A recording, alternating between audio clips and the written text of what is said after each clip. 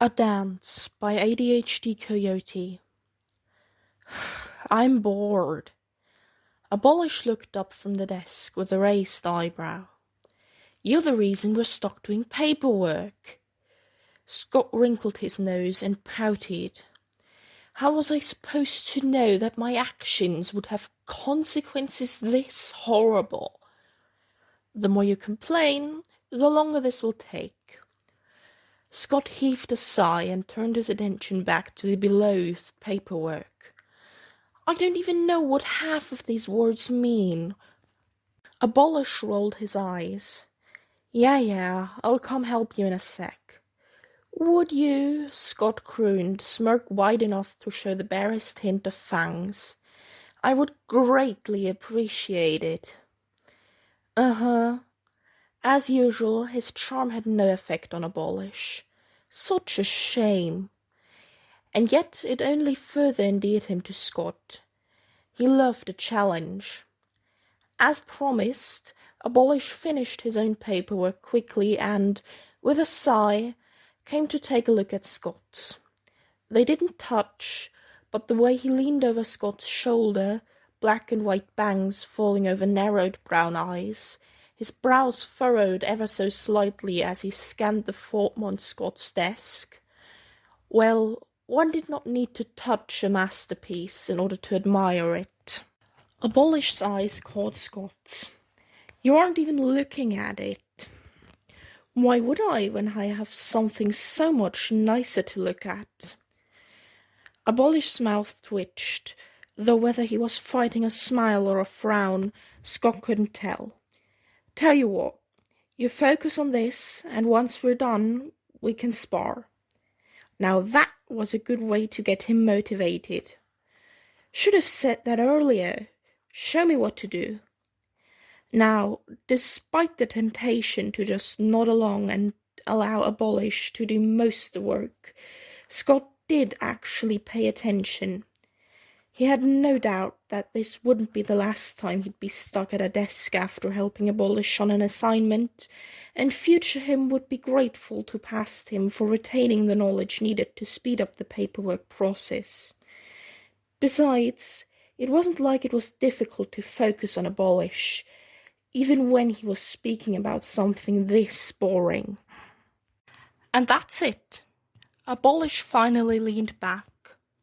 It's not that hard, really, just tedious. Agonizingly so. Scott stood, relieved to finally be done with that torture, and turned a toothy smile on Abolish. Now, I believe I was promised a spa. Abolish huffed, and there, the barest hint of a smile. Yeah, let me hand these reports in, and I'll meet you at the training room. If Scott had much less self-control, he may have bounced his way there. But even despite his character development, as Shelby liked to call it, he still prided himself on his elegance and composure. And so it was with elegance that he made his way to the training room, steps silent but quick. While he wasn't an official member of the organization, he'd visited this branch enough times as a consultant that he knew his way around. As of late, he'd become especially familiar with the area around the training room. He and Abolish had only recently begun sparring, but Scott had quickly grown to love it. Abolish was one of the most competent humans Scott had ever known, and considering how old he was, that was quite the compliment. Even without the holy gifts that had been granted to him in Oakhurst, he was a force to be reckoned with. He was the perfect mix of ferocious and efficient, and quite thrilling to see in action. Scott was aware enough of his own emotions now that he could recognize the warmth that sparked whenever Abolish was around. It was not dissimilar to what he felt for Avid all those years ago. Scott had not loved Avid. He'd been fond of him, sure, protective. Avid had burrowed his way into Scott's heart and taken a piece of it with him when he died. But Scott had not loved him. He'd not had the time to. but perhaps he would have the time to love Abolish. Abolish, the fiercest warrior Scott had met in centuries. A strategist whose cleverness rivaled Scott's own. Abolish, who was as skilled with the sword as he was with the piano, who liked to tinker and experiment in his free time, whose stoic professionalism hid more kindness than anyone could guess. God, Scott had turned into such a sap. If someone had told him, back before that cursed sleep, that someday he would be living as a human and swooning like a lovesick damsel over a vampire hunter, he would have laughed. And possibly killed them for their audacity, depending on his mood. Shelby would be proud of him for this amount of self-awareness. Not that Scott was going to admit any of this to her. The teasing would be relentless. He shook his head to clear it once he arrived at the training room. Abolish would notice if he was distracted and take full advantage of it. Scott slipped out of his jacket and boots, set them aside, and began to stretch. While he didn't really need to warm up for a spar, one of the many perks of vampirism, it still helped him focus. Abolish arrived shortly after, already shrugging off his own jacket. Scott didn't bother to be subtle about his staring. He didn't often get the chance to, since Abolish tended to hide his lean figure under bulky clothes.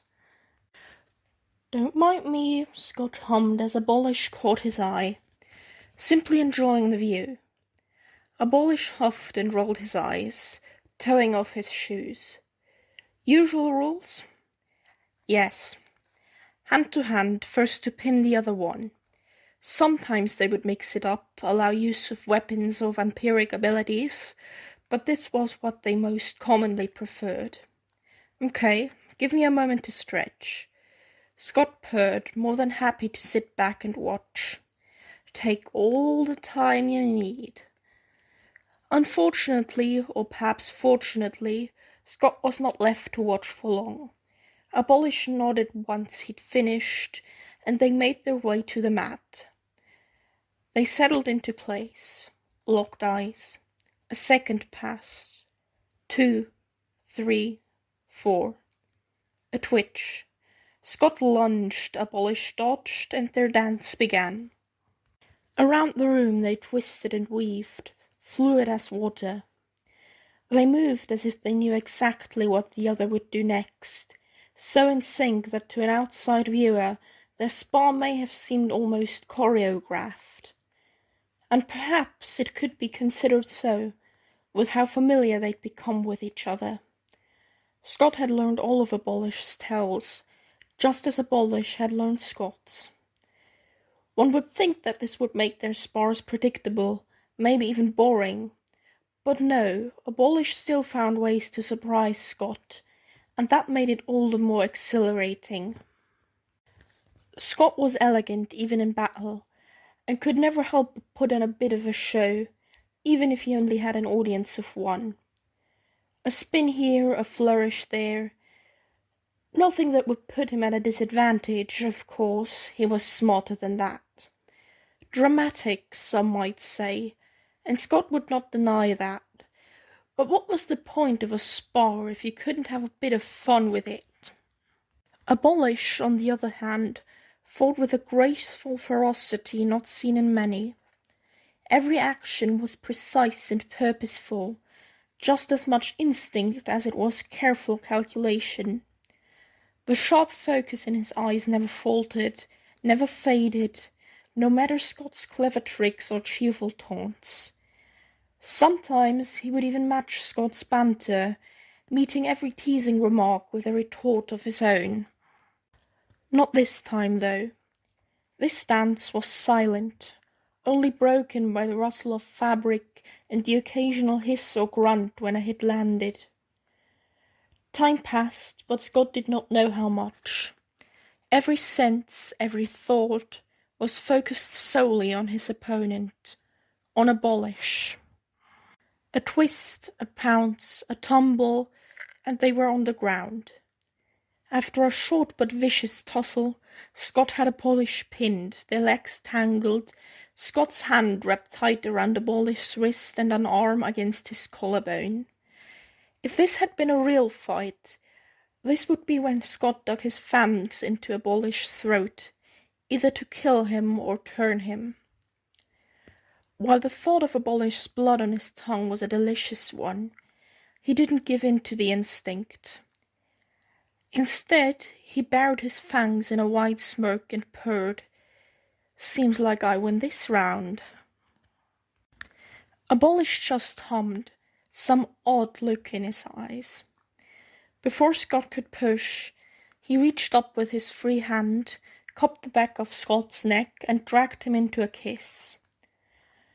Scott froze, shock stealing any thought he might have had, but he did not stay that way for long. Just as their lips parted, Scott pressed back in to steal another kiss, and another, each hungrier than the last. Abolish responded in kind, breath hot and quick against Scott's mouth, his hand sliding up to tangle into Scott's hair. He pulled Scott away, chest heaving, eyes alight. Scott tried to gather his thoughts, think of something to say, but whatever words he had died on his tongue when Abolish smirked. In a blink they were flipped, Scott on his back, Abolish above him. Before Scott could think to react, Abolish had his wrists pinned and hand pressed over his heart, right where a wooden stake would go if he'd been aiming to kill. "Seems like I win this round," Abolish quipped, still wearing that annoyingly attractive smirk. "That was cheating," Scott pouted. Undignified, perhaps, but it wasn't as if he had any dignity to speak of at the moment. Abolish rolled his eyes. "As if you've ever cared about cheating." "I thought you knew me better than that," Scott sniffed, offended. "A game is no fun if you break the rules." Abolish leaned down to press his lips to the corner of Scott's mouth, voice low. "I don't remember us ever making a rule against that." He straightened up before Scott could try and steal another kiss. "Though if you wanted to add that rule, absolutely not." Scott ripped a hand out of Abolish's grasp to drag him in for a proper kiss. Abolish grinned into it, smugness dripping from his voice. "That's what I thought."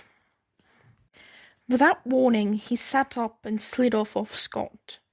By the time Scott was able to bring himself to move, Abolish was already across the room, lacing his boots back up. Scott's pout returned.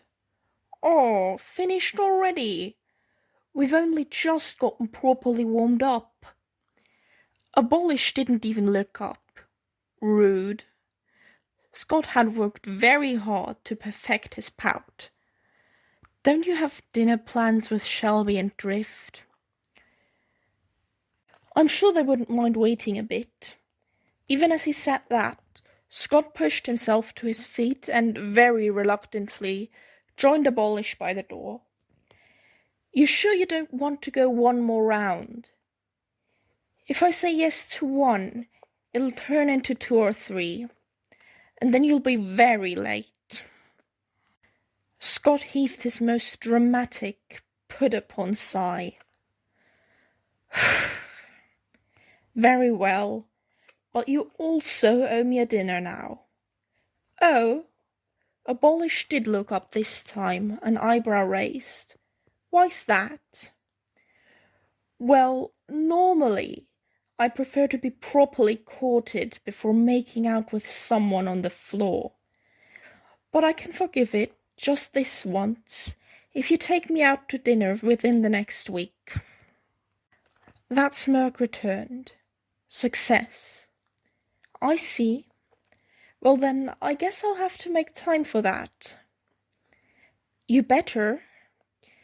Boots now on, Scott slipped into his jacket with a flourish.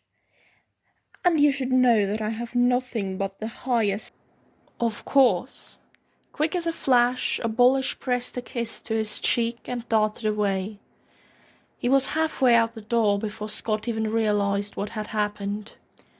And as Scott hurried after him, he found himself smiling. Exhilarating indeed.